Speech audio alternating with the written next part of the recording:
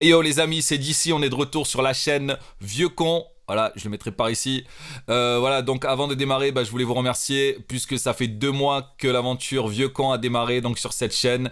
2 mois qu'on poste des vidéos chaque semaine. Vous êtes nombreux à participer et à vivre ça avec nous. Merci beaucoup. Alors voilà, aujourd'hui épisode spécial puisqu'on va parler d'autotune. Vous voyez, je suis au studio, donc voilà, le décor a un peu changé parce que d'habitude je suis là. Donc là, je suis là. Bon, voilà. Voilà, donc on va parler d'autotune, cet outil révolutionnaire donc qui fait grincer les dents des puristes de musique. C'est devenu un peu la mode. Dès qu'on entend de l'autotune sur un morceau, voilà, de suite c'est de la merde. Alors on va essayer donc aujourd'hui de faire une explication simple et basique. Simple, basique. Donc de ce qu'est réellement cet outil et à quoi il sert. Voilà les amis, on se retrouve donc sur le logiciel sur lequel je le bosse la plupart du temps avec Pro Tools. Voilà, c'est donc Live d'Ableton. Voilà, le refrain, il est là. On va le mettre en solo. J'ai rêvé toute ma vie de la West Side, de mon étoile sur un boulevard. Voilà, vous voyez, donc là, on sent bien que le petit autotune est présent, mais vous allez voir comment moi je l'utilise. Alors moi j'ai l'autotune EFX, il y a plusieurs variétés d'autotune, il y a le Pro, il y a le Live aussi. Voilà, donc le FX, bon moi, il a les fonctionnalités de base qui me suffisent largement, et il a quelques petites options que j'aime bien, notamment, vous voyez, il y a pas mal de réglages aussi, si on veut rajouter un petit peu de grain à la voix, si on veut rajouter du coffre, etc. Voilà, on peut le faire directement là-dessus. Voilà, donc en gros, vous avez le bouton Retune. Voilà, le seul bouton Retune, c'est celui qui va déterminer si on pousse l'autotune à fond ou pas. Vous avez donc le style du chanteur, donc moi je suis plutôt alto ténor, donc voilà, il faut le rentrer, la clé musicale du morceau, voilà, qu'il faut aussi déterminer, et à savoir si le morceau est mineur ou majeur. Moi je le fais à l'oreille, mais sinon vous avez des outils très bien, je crois que ici vous avez le key, voilà, Auto Key Detection qui existe, voilà, donc une fois que j'ai rentré ces données là, l'autotune va s'adapter à la mélodie que je chante. Vous allez rapidement voir que si je change par exemple de clé, voilà, que je me mets en sol ici, voilà, on va jouer le truc. J'ai rêvé toute ma vie de la West Side. Voilà, ça va plus du tout, vous voyez. Si je remets le Fa dièse, tac. J'ai rêvé toute ma vie de la West Side. Voilà, là ça accompagne bien. On sent le petit côté robotique un peu de l'autotune. On peut l'alléger comme ça. J'ai rêvé toute ma vie de la West Side, de mon étoile sur un boulevard. On peut le pousser un peu plus. J'ai rêvé toute ma vie de la West Side, de mon étoile sur un boulevard. Voilà, ça fait trop de variantes, voilà, c'est un peu trop prononcé pour moi, voilà, moi je le laisse par ici. Je l'utilise d'une manière assez soft en fait pour donner un effet à la voix, puisqu'il faut savoir qu'à la base, l'autotune, c'est un effet comme n'importe quel effet, que ce soit un chorus, un flanger, un doubleur ou plus communément une reverb. J'ai rêvé toute ma vie de la West Coast, Compton, Long Beach and Crenshaw. Là vous voyez quand ça bouge comme ça en haut, voilà, c'est que ça corrige un petit peu. J'ai rêvé toute ma vie de la West Coast, Compton, Long Beach and Crenshaw. Voilà, vous voyez que la mélodie est quand même là, Voilà, je suis pas le plus grand des chanteurs, mais je peux tenir largement ce genre de mélodie sans problème.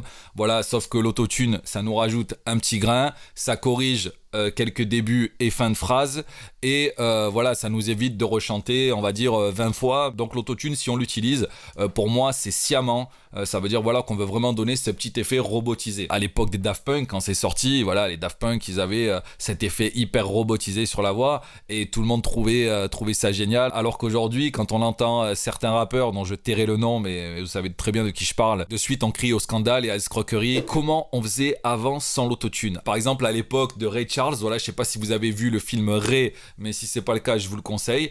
Avant, il y avait par exemple 2 pistes en studio, voilà, tandis que là, vous voyez que là, sur ma session, si je développe tous mes groupes, je peux faire des pistes jusqu'à l'infini. Vous voyez, là, j'ai 42 pistes sur ce morceau, et je peux en créer tant que mon ordi ne tire pas la langue. Tandis qu'à l'époque, ils avaient 2 pistes. Une piste pour les musiciens, et une piste pour la voix, pour le chant. Donc s'il y avait un chanteur tout seul, c'était le chanteur tout seul, ou alors un chanteur avec des choristes. Donc en fait, qu'est-ce qui se passait avant et comment ils faisaient? en fait, il savait tout simplement chanter et il savait tout simplement très bien jouer de la musique. Dans les années 80 et 90, on a trouvé une autre solution. Donc, solution qu'on va voir avec notre ami El Professor, le professeur. Voilà, on va aller donc du côté de Monaco.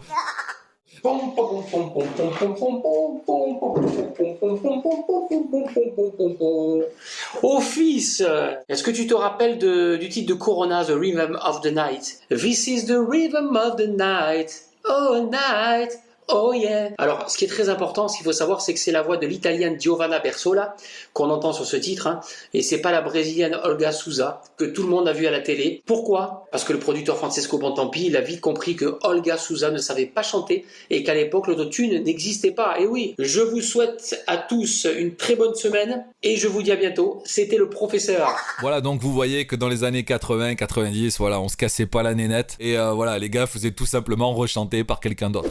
J'ai rêvé toute ma vie de la West Coast, Compton, Long Beach and Crenshaw. On peut aussi le mettre sur les chœurs par exemple. Voilà, donc là j'ai mes background vocals. Regardez le chœur là. West Coast. Voilà, j'ai plusieurs voix qui sont doublées, triplées, quadruplées. Je mets un autotune, une petite reverb. Vous voyez, ça donne un effet qui est quand même super sympa et qui choque pas du tout dans le morceau, dans sa globalité. Par contre, quand je rappe sur les couplets, là, bien évidemment, je ne mets pas l'autotune. Voilà, c'est peut-être ce qu'on va reprocher plus aux rappeurs de maintenant, c'est qu'ils le foutent à fond, surtout. Dans d'un bolide, j'ai été élevé au biberon de lait de la côte ouest, Beverly Hills. 90, 210, c'est le prince de Bel-Air. Les 90s, Rodney King, les émeutes Los Angeles, Dre, Shook, Death Row, Pac, Snoop, les légendes urbaines. Voilà donc, vous voyez que sur le couplet j'en ai pas besoin, hein. Donc regardez, on a notre piste du couplet, il n'y a aucun autotune ici. Alors il faut pas se tromper quand même, hein. Si on doit citer quelqu'un par exemple comme Jul, Jul à la base il a quand même une voix très aiguë, parce que si moi je pousse l'autotune à fond, ça donnera jamais ce que ça donne pour Jul. Vous voyez ce que je veux dire? Parce que j'ai une voix grave. Je vais faire trembler le verre. Je fais des tours, j'écris ma vie. Oh. Je comprends que ça puisse gêner ma mère par exemple, quand elle entend ça, elle dit ouais, on dirait c'est un canard qui chante. Alors une dernière chose concernant l'autotune et un truc qu'on voit beaucoup en ce moment et avec lequel j'ai vraiment du mal, c'est que les gars maintenant foutent l'autotune de partout. Par exemple, ils sont en radio, ils font un live, par exemple Planète Rap ou n'importe quoi, les mecs chantent avec l'autotune. Et encore pire, ils chantent avec leur voix aussi par-dessus. Donc je vous laisse imaginer le bordel que c'est. Quand c'est bien fait, par exemple sur des vrais chanteurs, comme un gars comme Ty Dolla $ign par exemple, je trouve ça mortel, parce que c'est vraiment l'effet qu'il a envie de donner. Mais voilà, mais quand c'est fait comme par exemple PNL, voilà, on connaît tous cette vidéo de PNL où d'un coup l'autotune s'est arrêté en plein milieu du concert. Franchement, tu te sens comme un con. Voilà les amis, alors juste avant de se quitter, je voulais vous dire quand même qu'il existe quelque chose de pire que l'autotune, voilà, qui s'appelle Revoice Pro, enfin le pire à mon goût en tout cas, hein. Donc je l'ai vu de mes propres yeux. Donc en gros, t'as le chanteur qui sait pas trop chanter, voire pas du tout, et à côté tu mets un vrai chanteur, tu mélanges les deux voix, donc ça garde quand même le grain de voix du chanteur qui sait pas chanter, hein. On l'appelle quand même le chanteur, mais il sait pas chanter, voilà. Et par contre ça le fait chanter juste. Et bien souvent les mecs qui font ça, en plus ils rajoutent l'autotune par-dessus. Donc je te laisse imaginer la bouillie que ça fait, tu vois. Voilà les amis, c'est tout pour cette vidéo. J'espère que ça aura pu vous éclairer un petit peu mieux sur ce à quoi sert vraiment l'autotune.